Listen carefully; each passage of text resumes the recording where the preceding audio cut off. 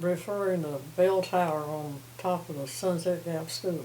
My father and his brothers, how many I don't know, or maybe community people, took an ox and a wagon down the old dirt muddy road to Juniper and got the bell tower that I think the school was torn down or burned, I don't know which. And it took them days, a day or two, to come back through the muddy place with all, as heavy as it was on the cart they were pulling with the ox to get through all the mud and the curves and the hills. It was very difficult, but they finally got it and cleaned it up, painted it, and put it on top of Sunset Gap. And it came from the Juniper School in Wilhite, as far as I know. And I don't know where Juniper School was. That was torn down before my time. When they converted the kitchen to upstairs, they moved a cabinet that my dad had built, and it's still in that. I don't know who helped him build it. Now someone else helped, and I don't know who it was. But my dad constructed that cabinet, and they put it upstairs in the kitchen now. Because I was there a few years ago, and it's still sitting there. When you come in the door from outside, it's on the left side. It's a big cabinet. The Hurricane Helene, we never got too involved in that because we was far enough away from it till it didn't have too much effect on us. So we just went ahead with our normal routine. A lot of people talked about it, but we didn't have no whole lot to talk about because it didn't affect us that much. And that's about the way that went. There was a lot of people, we helped a lot of people that was in the flood, in the flood hurricane. There was a lot of people come here with nothing but automobiles. That's all they had. We gave them food and water, and first one thing and another. But other than that, we didn't have no direct contact with flood victims. Hey, it's Dan again. One of the things that was wonderful at growing up in Cosby was being able to participate in the football program from Pee Wee to midget, and also the Little League baseball program. My dad helped start these programs for our community, and we spent lots and lots of Saturdays playing those sports. At Sunset Gap, we had a baseball team, and when I was 11, I got to join the Little League team, and I got to be first base, so that was fun. Duran Williams, one of our neighbors, he was maybe 3 years older, he was our catcher, and we would have batting practice, and the coach would be hitting the balls to us, and we would have to catch it, tag the bag, and then throw it back home. And then once we threw it home, the catcher would throw it back at us at first base where I was, and I forgot that part. So the coach hit the ball, and I caught it at first, touched first base, threw it back to Duran, and then I looked away towards the pitcher, and the next thing I heard, the ball whiz right by my head. It just not too far away. And Duran could have just knocked me out probably, but I got lucky and lived to keep playing. But baseball was fun. There were 4 teams, I guess, in our community that played every Saturday. There was Smoky Mountain, which was always the champs. They never lost a game. Then there was Sunset Gap, and we had a pretty good team. And then Jones Cove in Sevier County had a really good team. And English Creek had a team, and then Bogart had a team for a couple, 2 or 3 years. And a lot of the boys didn't have a lot to do in the summertime, so baseball was our saving grace, But in the pecking order, it was always Smoky Mountain that always won every game, and then English Creek and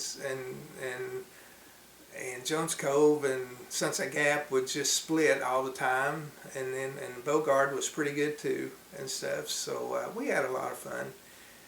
My very last year, we had an all-star game. We always had an all-star game on July the 4th with big events at Sunset Gap and potluck suppers and fireworks and things like that. So we'd have our game, and we finally beat Smoky Mountain, but they were at a disadvantage because their pitcher, who was a good friend, had been fishing with his family, and he had gotten into a bunch of poison ivy, and he like the rest of us used to put sticks in our mouths and whittle and stuff like that, but evidently he got some poison ivy in his mouth and his hands and all that, and he still tried to pitch with all that on him, and it just wasn't the same. And luckily for us, we finally had his number and we beat him that 4th of July, my last year. So that was pretty awesome.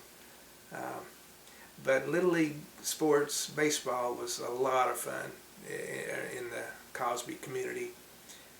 We had football, and I guess we started that I was probably in the 3rd grade, and I think we started with Pee-wee and midgets, and then we got grass cutters maybe the next year or so.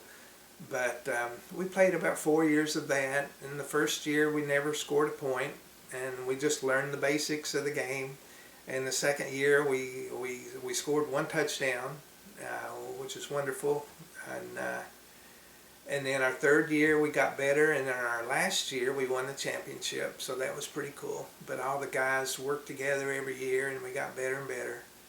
And one of the fellas that was on our Cosby football team ended up being a middle linebacker for the University of Tennessee until he got hurt, and then he had to retire from football. But it was fun to see those guys make those friendships and have those wonderful memories. Easter was always a special time at Sunset Gap.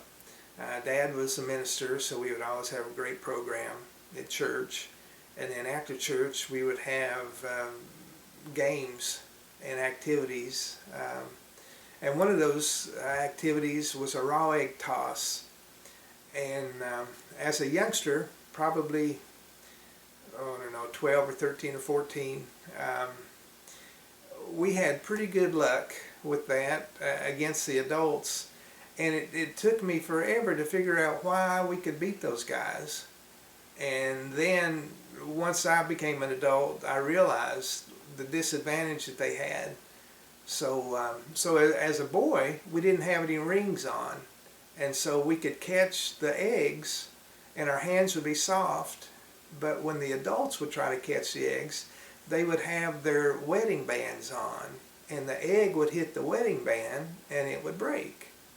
And so we were fortunate as kids to not have that, but the adults were fortunate that they had their partners. So Easter was wonderful, and the raw egg toss will always be a great memory and for me. So growing up at Sunset Gap, each summer we would have different youth groups, church youth groups, come in and spend a week at a time, and they would either do community service projects or Bible schools or community days or something like that. But they would come and they would do their activities, and then they would have their meals at Sunset Gap, and sometimes Miss Betty would prepare their suppers, and I would get to eat with them and get to meet those guys. And we always had wonderful times playing volleyball and things outside. But my 2 older sisters would spend an awful lot of time with them, and I never really understood why until I was maybe an 8th or 9th grader. And then I realized that they had some really neat kids, and I took the time to really get to know them. And so I was very, very fortunate to get to know kids from Chicago and Texas and Ohio, and just make a lot of pen pals, you know, and get to communicate with kids from all over the country that were doing things that I never knew about, you know. I went to visit one friend, and they were watching MTV, and I'd never seen MTV before. Because at Cosby, or at Sunset Gap, we had 1.5 channels. We had channel 6, and then half of 10. You know, that was kind of fuzzy.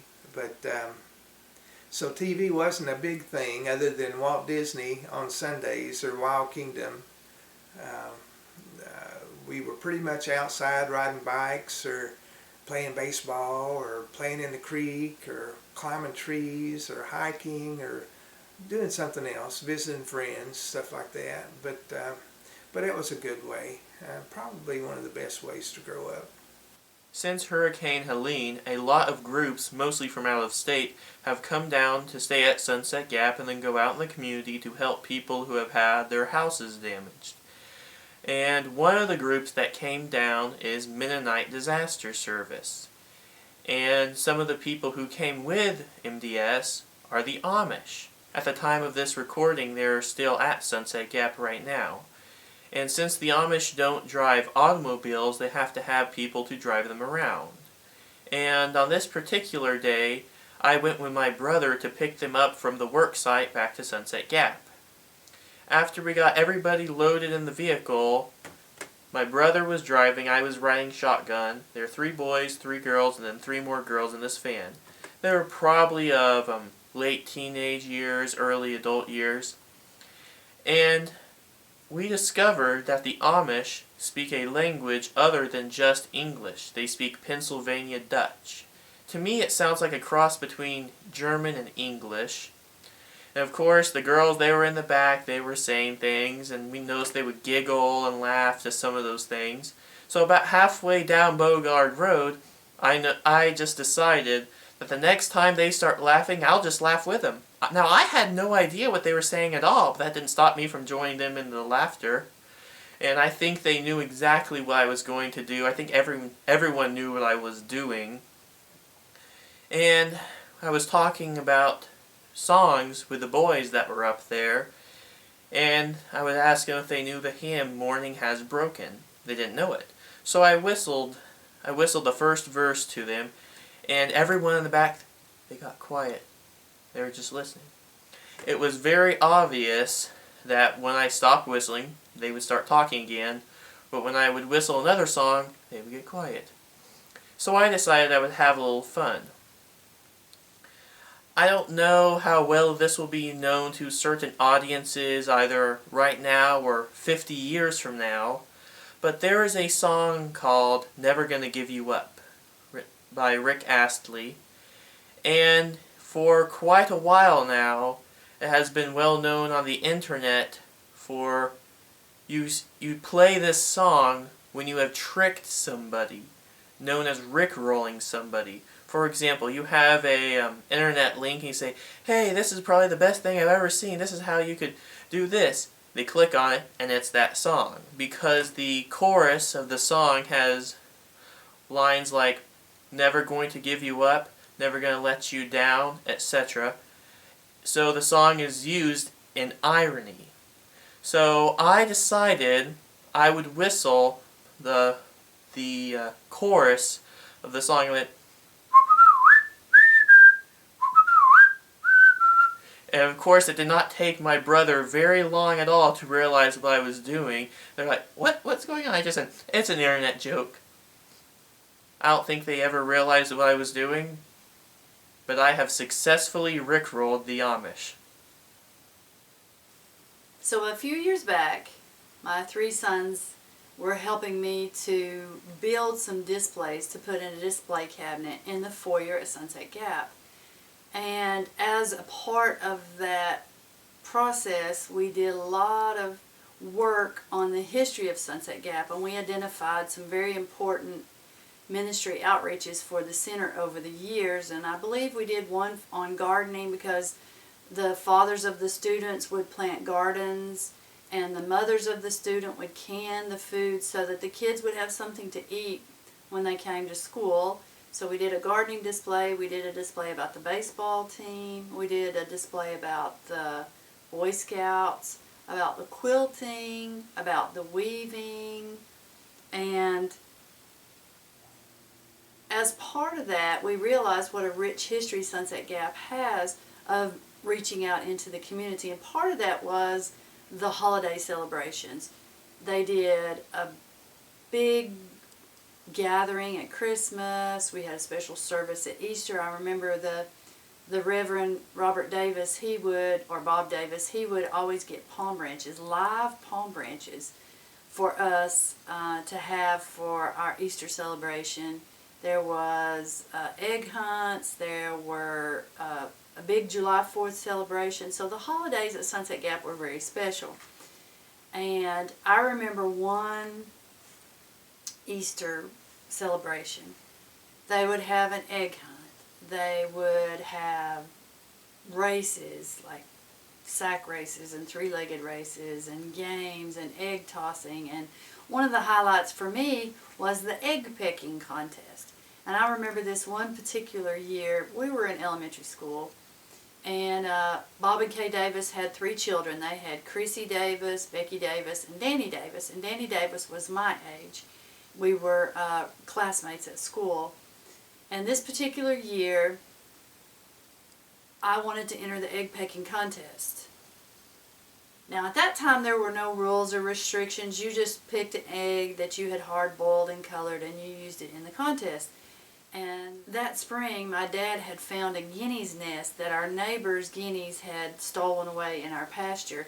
He brought the eggs to the house, and that was part of the ones that Mom had boiled for us to take with us, because at that time each child had to take like 6 eggs and turn them in, and that's the ones that were hidden and were hunted. So I picked one of those guinea eggs that was boiled and colored to use for my egg pecking egg. And I had beaten everybody that I had come up against. And what you did, you took your egg and you took your opponent's egg and you snapped them together, and whoever's eggshell broke was the loser, and whoever's shell didn't break was the winner, and they moved on. So I had made it through the contest where it was just me and Danny Davis. So I took my little guinea egg and I snapped it against Danny's egg, and his shell broke and he lost, and I was the egg pecking champion. And while I celebrated, Danny cried. And so apparently a guinea egg is quite a bit tougher than a regular hen egg, because they're more like, they live out in the fields, they hide their eggs away, they don't go and lay them in a hen house like the chickens do. So the eggshells were a lot tougher than I realized. And so the next year when it came time for the Easter celebration and the egg pecking contest, there was a new rule, no guinea eggs. So I was able to celebrate and savor that victory for just 1 year, and then after that, back to the hen eggs again. But it was a good memory and it was a good time. And one thing I really wanted to share with you today is how proud I am of my mom. She has always been such a hard worker. She would get up early, go to Sunset Gap, cook breakfast with work camp groups, and then lunch, and then supper, and then go shopping afterward for the groceries for the next day. At the same time, she was still the thrift shop coordinator, where she would have to get the thrift shop ready for the weekly sale. Eventually it was bi-weekly, but she just worked so hard. And most of her hard work with the work camp groups, where she would have to cook the 3 meals a day, was during the summer when our garden was coming in. And I remember many nights where she would come home from that long day of work at Sunset Gap, and then she would can till midnight, and then not get much sleep before she had to get up and do it all again the next day. And we didn't have air conditioning in the house. I remember her Dad would hook up a fan in the window and blow it in on her, but I know she was so hot and she worked so hard, and I so appreciate the good model that she was for us. She taught us all how to work very hard and how to be a blessing to other people, and she's always been that for us. Growing up, Cosby was known for its International Ramp Festival. And it was the same weekend as Derby Festival, which was, I think, the first weekend in May. Daddy's Boy Scouts would go out and pick the ramps, and Mama's Girl Scouts would wash the ramps and put them in bags, the tall bags, because it looks like a large onion with 2 or 3 green shoots, and then a large, could be that big a ball, could be that big a ball, of the onion itself. Very, very potent. But the Girl Scouts would have an assembly line in our front yard at Sunset Gap. There would be a washing tub, a rinsing tub, and then a tub that would get any other remainder of dirt or debris, make sure that they were clean enough to eat. And then somebody would have a knife and they would cut the end of the bulb off where the roots were and make sure that it still had the onion shoots up. So what we ended up with was a ramp about this long with a ball at the end, and we stuffed them down in a plastic bag, just a thin plastic bag, probably about like that.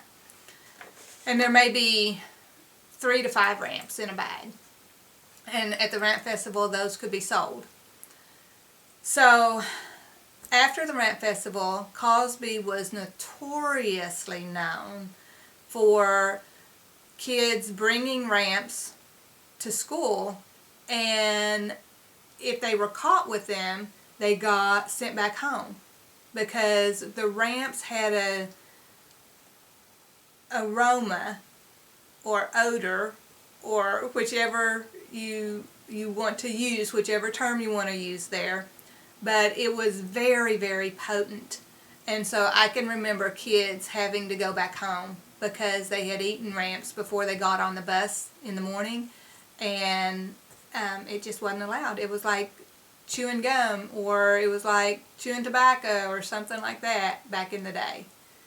So that's just a odd story, not funny or whatever, but a good memory of how the Boy Scouts and Girl Scouts worked together to help the International Ramp Festival on Kena Vista Hill. So Dad, as the director of Sunset Gap Community Center, was instrumental in inviting the students, the ecumenical students from the University of Michigan in Ann Arbor, to come for a 1 or 2 week visit each year and stay at Sunset Gap. And they stayed in the dorm area or the craft house. They ate their meals down in the community center kitchen, and during the day they would be dispersed into the local elementary schools or the high schools. So we had them going into Jones Cove School, Jones Cove Elementary, Cosby Elementary, and through high school, Newport Grammar School, and the high school there. I think they may have gone to Centerview and Edgemont also. They came every year. Different students would come every year, and as they would talk about their homelands and take questions from the elementary, middle school, and high school students, it would open up a brand new whole world for the students. But once a year, when they were here, there would be one night designated for International Food Night, and each of the students would make their homeland foods, and then we would open it up to the community to come and join in that potluck, and the community would be able to interact with the international students also. One Sunday afternoon when the thrift shop was closed, well, the whole center was closed, somebody called and told me that somebody was in the thrift shop. It wasn't supposed to be. We drove up there, and this young fellow was in there, and he was loading up all the clothing and stuff that he wanted.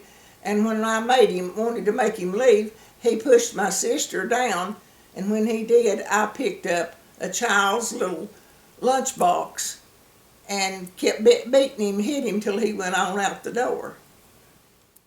And the lady that's with him said, "You can't do that." And I said, "Well, I'll give you some of it too." And so they both ran out the door. They didn't carry anything with them either. Once we were in the thrift shop and this lady was smoking, and we told her, said, "You can't smoke in here." And Tootie passed this little dish over to her so that she could put her cigarette out, and she pushed it out on Tootie's hand. And when she did, I grabbed up my 2-liter Diet Coke bottle and whapped her a time or two, and me and Tootie both did. And Tootie told her she'd have to leave and couldn't come back. So the work camp groups, again, as I mentioned earlier, it was a really fun time to meet people from different parts of the country, and it was late 60s and all through the 70s, and work camp groups come in. Another interesting thing that Reverend Davis and Kay did was they would get foreign international students to come in from the University of Michigan. And I think they used to come about May or early April, probably, early April, because they were still in college probably. And they'd be as high as 12 or 15 of them. They'd come and stay in the craft house, but on like a Thursday night of the week they were there, they had been visiting elementary schools, Jones Cove, Smoky Mountain, Cosby, Hartford. They'd visited those schools and spoke. But Bob would ask members of the community to host 3 or 4 of them for an evening Southern meal. So I know Don and Glenda Williamson hosted, Tuck and Margie Templin, us, Harold and Betty Jean Williamson. So there's 4 or 5 families that he would call upon to host them. And I remember, I believe it was 77 or 78, kind of interesting take. We had a student that we hosted there from Israel, and we had a student from Iran. And that was right before the Iranian revolt in 79 that they took over our embassy. And it was uncomfortable for them. So I don't know whatever happened to either one of those 2 young gentlemen.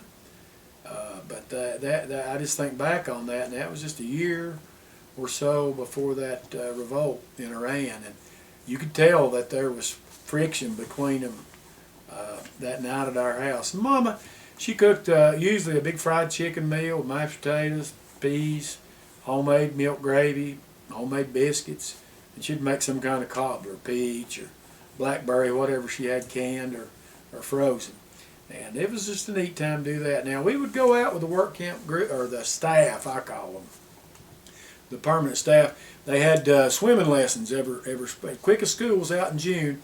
You'd go to City Park, they gave free swimming lessons from like 9 in the morning to 12 each day. And that last day we'd stop somewhere and get a snack. And so that was good to get to go learn how to swim. They would take us to the Cosby Park, Hiking Nature Trail. They'd pack a bag lunch, a little sandwich, an apple, some cookies or chips or something. So we got to go do that. So those are the biggest things that we went with them. Every Thursday afternoon, Mama would cook for the work camp groups, and she'd cook them a picnic lunch. Again, it was fried chicken, but she'd make potato salad, homemade biscuits, and a pie or a cake or something, cakes for them to take. And they'd go out to the sinks on Little River, and they'd tube and swim and have their picnic lunch. So it was always neat to get to meet. It's just fascinating. You know, again, it was during the late 60s and all through the 70s, so I call it nothing else but the hippie era was going on. So I told you that Reverend Davis would have the staff that were permanent there during the summers and for the year, cut their hair and shave their beard. But some of those people would come in, you know, they were late high school or early college, and they had long hair, beards, you know, speaking as you would think back watching some of the movies and stuff. some of the terms they use that I was unfamiliar with, I just thought was fascinating, like, hey dude, hey man, what's up, chill out, cool it down man, things like that. And of course we had to do that with each other as peoples around here. We had to try to talk like that for a week or two. It's kind of funny to do. So one time, there was a group, I forget what state they were from. Michigan rings a bell, but I'm not sure.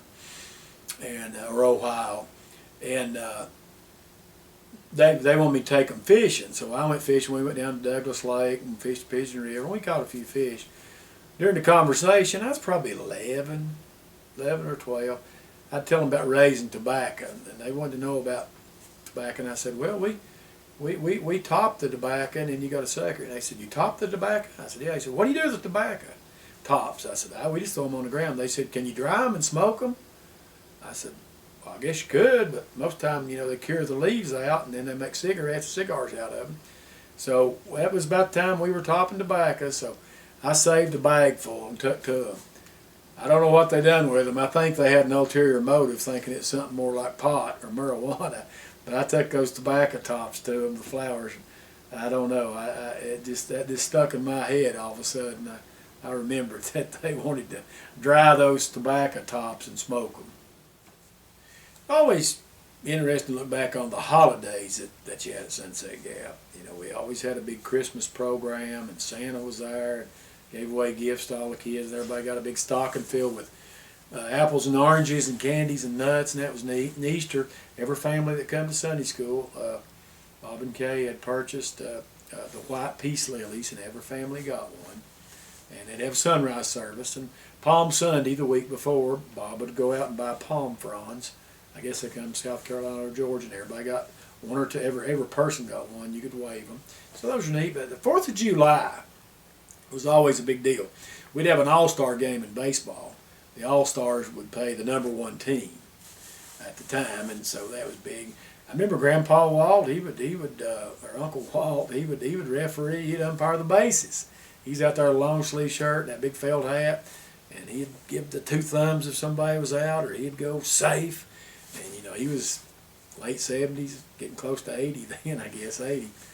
But a big dinner on the grounds, big pot. Everybody was bringing a potluck dish, and then the center provided ham and stuff like that, and drinks, and everybody was to bring a dessert, a side dish, and an entree. And it was the best food. Had all kind of old-fashioned entertainment. They'd have some people there that night before we did the fireworks, and usually call a square dance and go in there and do the Virginia reel and some of those, and they'd hoot and holler and clap and have a big time. And it was really neat to do the dances. And they had one for younger people, teenagers and kids, and they had one for adults. It was pretty neat, the people that could dance. They'd usually have some people around that could play bluegrass. They'd have a fiddle and a banjo and guitar, and they'd play some of that music. But the fireworks was the crowning thing. Just this huge fireworks display, and people would sit along the bank all around there where they could see good, and some people that were older would sit in a car. And but we had old-fashioned entertainment. They had the 2-man pie eating contest and the 6-man pie eating contest. And you had your team, and they had those cream pies sliced up that had been in the freezer. And whoever got theirs to eat first and all in their mouth, they were the winner, and they'd win some prizes. They had sack races, the old sacks, 3-legged race. They'd tie your leg together.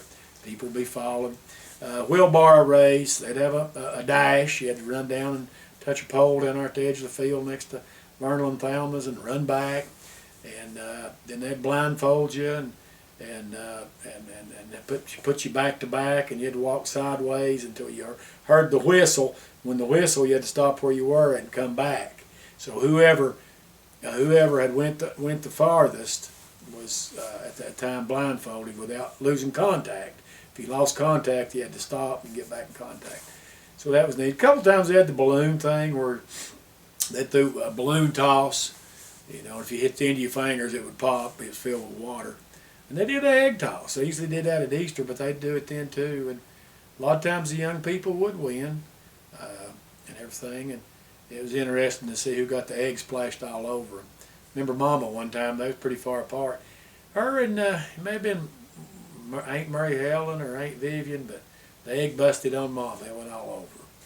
So those are some really good memories of the 4th of July. And they would always talk about what 4th of July meant. Of course, we learned it in Boy Scouts about how our nation began and got the independence from Great Britain. So just really an all day. Just started about 11 o'clock and had lunch, dinner on the ground that evening, and all kinds of events and singing, and it was just a day of entertainment. And it's amazing the crowds that were there. There were really a lot of people would show up. It was a focal point of both communities in Sevier and Cott County, and people from outlying areas sometimes would come also. But that was a good memory. Something that wasn't a holiday that was interesting to talk about though was Sunday school. Like I said, we didn't have church service, but we had Sunday school. And Mary Webb, her maiden name's Bradshaw. I went to school. She had 2 boys, 2 girls. And Barbara was in my class, and Jeff was older, and Judy was older, and Bobby Lee was younger. But she played the piano, beautiful, beautiful piano player. So we'd sing probably about 20, 25 minutes. Then they'd do announcements, and Daddy taught adult Sunday school. Bob and Kay would teach a class of, like teens and then little kids. Bob taught the teens, and Kay taught the little kids. And so that was it. It was a little over an hour with the singing and Sunday school, probably about an hour and 15 minutes. We'd take up an offering. And the Sunday school room had moved from the big auditorium into that room off the stage. And what precipitated part of the remodeling was somebody, and I know it was, had climbed up on the roof and dropped a couple sticks of dynamite down in one of those big chimneys and blew it out and blew part of the wall. So they had to remodel. And when it was over a protest, because the first African-American citizen that had ever been to the center came there in probably about 68. And that's what it was about. And but that's how that happened, and they remodeled and moved the Sunday school room, and nothing was ever done about it. And that person later on repented and felt bad about doing it. Just a late teenager would have done it. But so that's how that rearranged. Now, when I was little, the kitchen was downstairs, where the back part of the thrift shop is now, and that's where it was. And the thrift shop, as far as I know, has always been out. That area between where the old kitchen was and the thrift shop is, it was an open area with a wall and a door, but it was pretty much open. And it was the tool room. They had all kind of tools and garden tools you could work. And speaking of gardening, in several summers, the work camp group and Bob and community people would have a community garden there. They raised tomatoes, squash, zucchini, potatoes, green beans. So you could come and pick, but you're supposed to work in it some too. And they did that for, I remember, 4 or 5 years. They had that community garden right there below where my Uncle Warren lived. Him and Aunt Horace lived there right past there was a playground out where the parking lot is now, a little kid's playground. And it was really neat. And, we, moving on down to that ball field, there were picnic tables down there, and there's a little branch runs down through there. We used to go there and catch crawdads. We'd catch spring lizards, turn them loose. So it was just a lot of stuff to do around there, even if it wasn't anything organized. You could go out and run and play, and there's always a badminton set that you could get down there and hit the birdies around. And there were hula hoops. Of course, that was big. You could take a hula hoop, so you could hula hoop the longest. But you could it was a library there. Had a lot of good little kids' books and adult books. So you could check out a book, and you'd go lay out down in the grass in the shade, and we used to do that some. We'd lay there and read and watch the clouds. It's just amazing what we did to occupy our time. It's fun now that I kind of wonder if kids growing up today miss out a lot by not being able to do those things. And we got to play unsupervised most of the time, unless it was Bible school or day camp. That's another thing that the work camp groups and the staff would do. They'd have at least about 6 to 7 weeks of day camp. Right after vacation Bible school was over in second week of June, and you'd have 2 weeks in June, 4 in July, and one or two in August, because we didn't go back to school till after Labor Day. We didn't go back start about last day of August or early September is when we went back to school. So we got to have day camp a week or two in August and all four. So you go up there and it was like 9 to 3. You got a morning snack, afternoon snack, and some sort of little lunch. And did all kind of activities. You collected leaves. You went out and identified different animals or birds you saw. We'd do different things like that. Do all kind of crafts, making something all the time. So you learned leadership, you learned fellowship, you learned how to get along in a group. The staff was really good in the work camps about conflict resolution, solving problems with us, trying to get us to see where we might have made a mistake and then what you might do differently next time. And when I got to be a principal, I tried that some. I got to learn to get the two parties disagreeing down, and finally they'd say, yeah, I made a mistake. Well, if you're faced with that situation again, what would you do differently? And what do you need to do now? So I learned a lot of those things as a kid from other people that helped me as a professional later on. Well, as I mentioned, 2 weeks of my summer would be spent there at Sunset Gap, in particular with Vacation Bible School and day camp was what they call it. And so really the only difference was, the day camp was kind of non-religious, and Vacation Bible School had to do with, we studied scriptures and talked about the Lord and sang a lot of songs. With both, they did crafts. I loved the craft time. The craft time was very neat, and it might have been you building a house out of popsicle sticks. But of course I loved the food for both. They had things kids loved, like spaghetti or little ham sandwiches. Seems like they always had the little sandwich cookies. Kool-Aid. Kool-Aid was the drink of choice. They would make big pitchers or even, a big gallon thing of Kool-Aid, red Kool-Aid. After lunch, every kid would have a Kool-Aid mustache, a red mustache where we had Kool-Aid. I loved, lunchtime there at Vacation Bible School and day camp.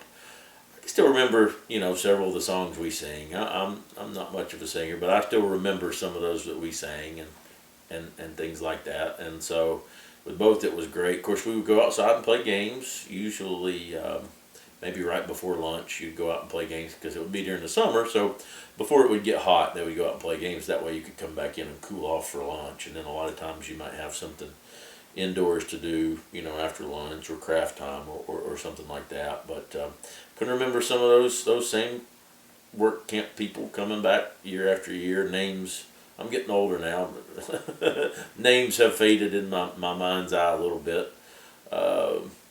But I really, those 2 weeks were something I really looked forward to. And usually I would have a couple of my friends or a couple of my cousins who also lived in the area that I spent a lot of time with and went to school with, and they would be there at day camp or Vacation Bible School as well. And so it was a time we get to spend time all day together and have fun. And if we went out to play games, then obviously, if we were going to go out and play a wiffle ball or kickball, then we were buddies, so we were going to try to team up and dominate the game. We wanted to win. We were very competitive, sports oriented, me and my cousins, and so we would usually win with those things like that. But just really enjoyed those 2 weeks because it was as I talked about, spent a lot of time up there, and a lot of that time was free play. Back in the 80s and early 90s,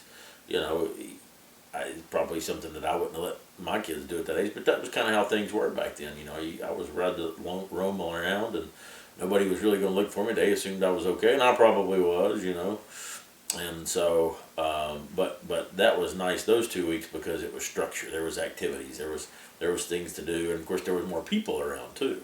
A lot of times when I spent time up there, it would just be me. So I loved having the other kids around during Vacation Bible School or during day camp. It was nice when other people were there. I had people to talk to and things like that. So really liked those two weeks of the summer every year.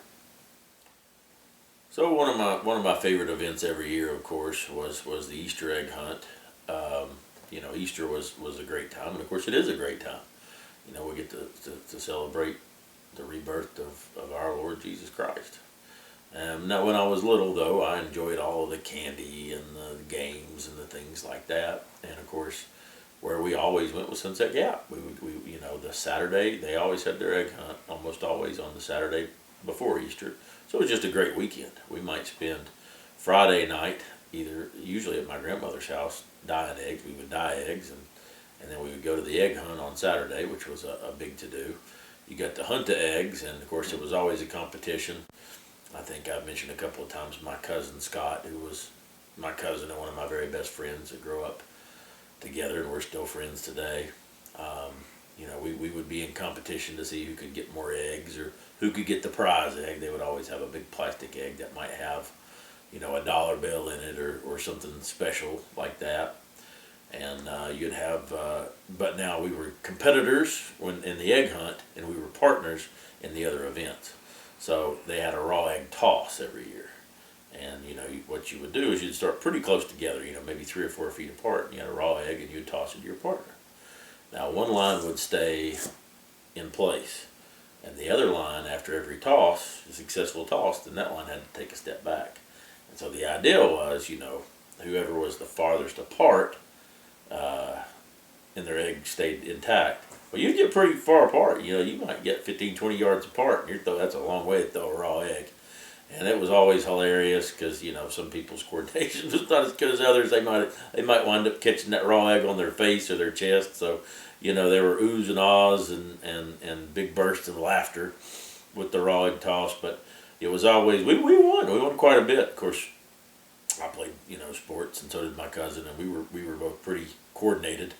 And, there was a trick to it. You had to really cup your hands and cushion the blow of the egg, as you called it, tuck it away. You had to have soft hands. And so we won it quite often. So we would, like I said, we'd be competitors in the egg hunt, and then we would be partners in the egg toss. And a lot of times, too, they had a 3-legged race.